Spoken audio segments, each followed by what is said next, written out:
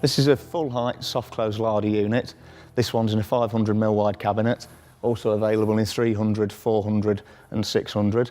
I'm going to show you the installation process for this, which is the same for all sizes. It comes with 6 baskets, each one taking up 16 kilos, giving you a maximum of just under 100 kilos. It has a nice smooth soft close action. Before you start, make sure that your cabinet is strong and stable, preferably secured to the wall, and if it's anything over 400mm wide, give it 2 extra legs to make sure that it's strong underneath. So first of all, unbox all of your components and check them against the fitting instructions to make sure that you've got everything that you should have and everything marries up. For installing this unit, you will require a pencil, a set square, a tape measure, a ruler, masking tape, a drill, Phillips screwdriver and a spirit level. So you need to find the centre line for your cabinet.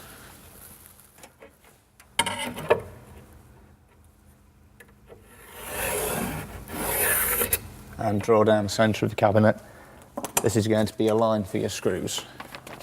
So take your template and line it up with the centre line of the cabinet, flush with the front. You may find that you need to tape this in position.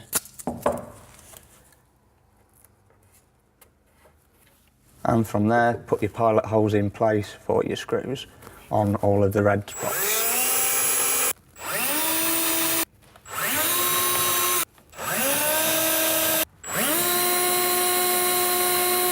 That's 8 screw holes in all. So you can now line the runner up with the holes that you've just drilled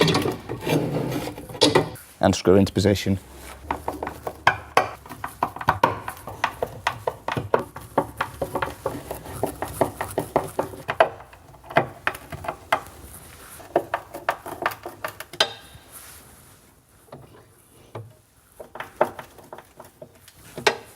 There are 8 screws in total. So step 2 is to get your top runner in place. So again, the key is finding centre line.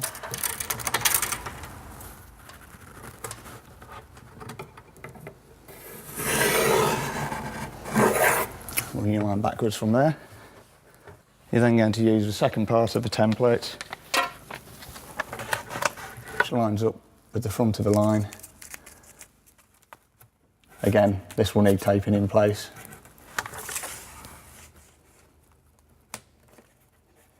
And then put your pilot holes in place.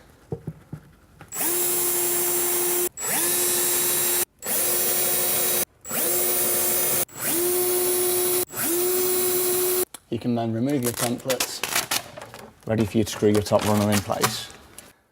I find it easier to do the 2 central holes first, as this holds the runner in position better, putting the rest in.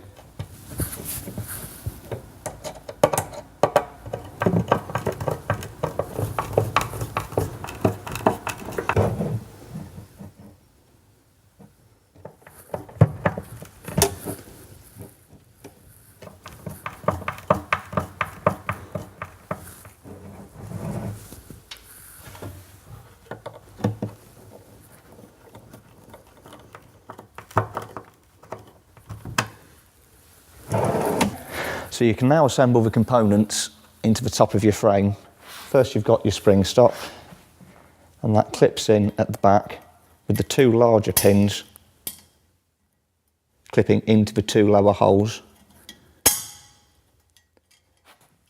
and the 2 pegs at the top dropping down and clipping in at the sides like that. You've then got your piston, which sits in lining up with the grooves at the side, with the white point facing backwards towards the stop that you've just put in.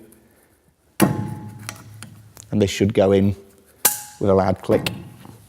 So you can then take your cover, which lines up around the channel, and the hole there clips over these pins each side. So it just slots over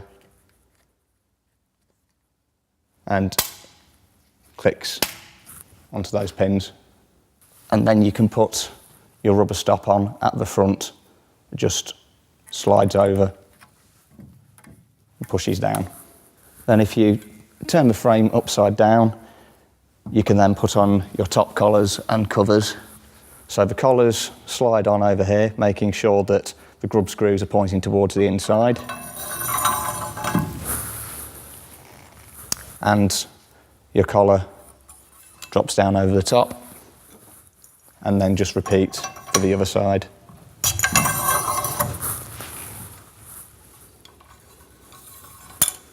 So you can now attach the two frames to each other, making sure that it's lined up so that the grooves at the front here line up that groove at the back there.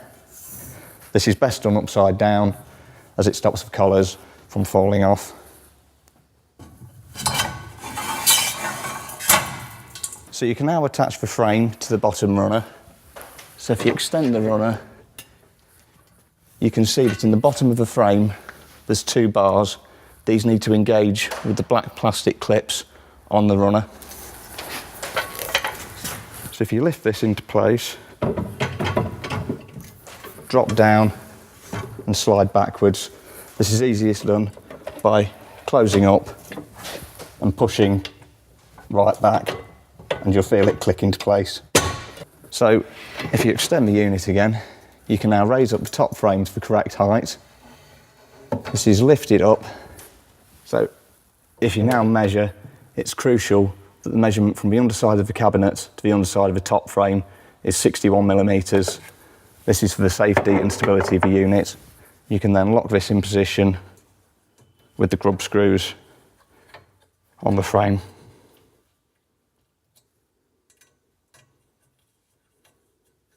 So if you now squeeze in the sides of this cover and pull it down, you can extend the top runner and then release this cover, which now acts as your stop. You can then close up the unit and repeat the process. So ensure again that you've got 61mm measurement at the front, and then lock off the frame again with the Allen key. So if you now open and close the unit a couple of times, the frame will find its own line with the top runner. And you can then tighten up the grub screws at the bottom with the other Allen key provided to hold the frame in this position, and they just engage with the grooves at the side of the frame. Step 6 is to put the frame brackets onto the frame. Each of the lower ones has 2 threaded holes to choose from, depending on what height you want them at. And once these are on, they're height adjustable. At this stage, it's also essential to put on the adjustment screws, which go onto the outer holes.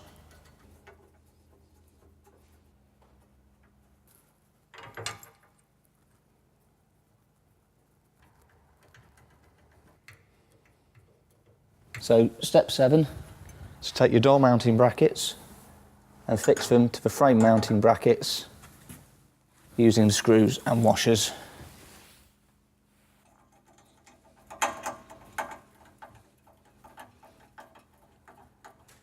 You fix this one in place and then repeat the process with the top one.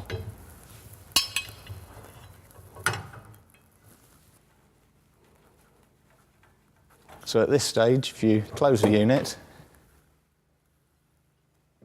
place your central bracket and then measure from the bottom of the cabinet up to the central hole. So that gives you your height for fixing this bracket to the door. So then take that measurement and mark up on the door for where you need to be, accounting for the difference between the height of the cabinet and the height of the door.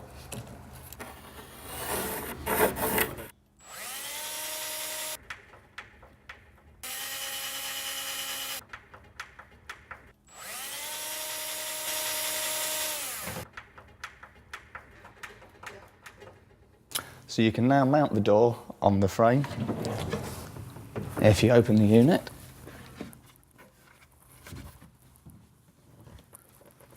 And then you can now lower the door down and screw it into place.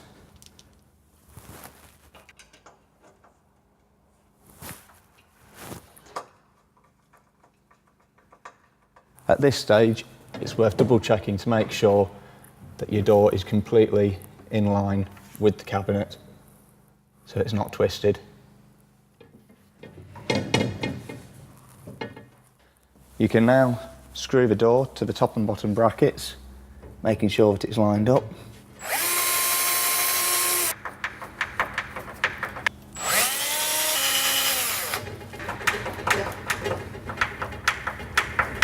And repeat for the other side and for the top bracket. So if you now close the unit up again, you can see there's a gap between the cabinet and the top of the door.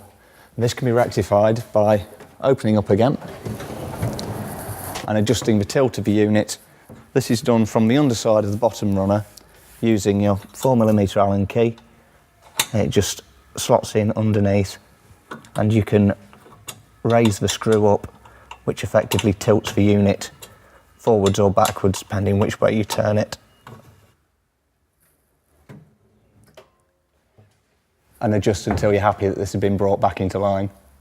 Once you've made this adjustment, it's important to check that you still have the 61mm measurement that you need, and if not, adjust accordingly. Fine adjustment can now be done. Height can be altered by loosening off the screws on the 3 brackets here, and the door will lift up and down.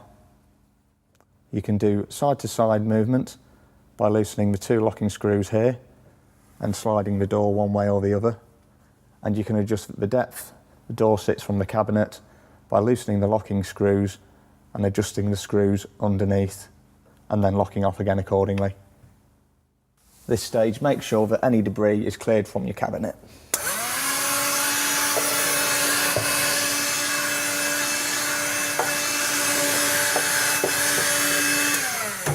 This is especially important around the runners. So you're now ready to put your baskets in. So you use one of these clips on each side. They just push into the holes. Lift your basket into place.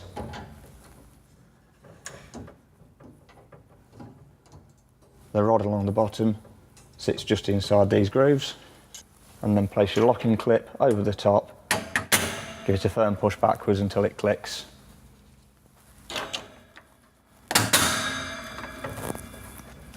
And then repeat that for the other 5 baskets. The top basket is height adjustable, and that's done by loosening the grub screw with your Allen key, dropping the bracket to the height that you want it, repeating that with the other side.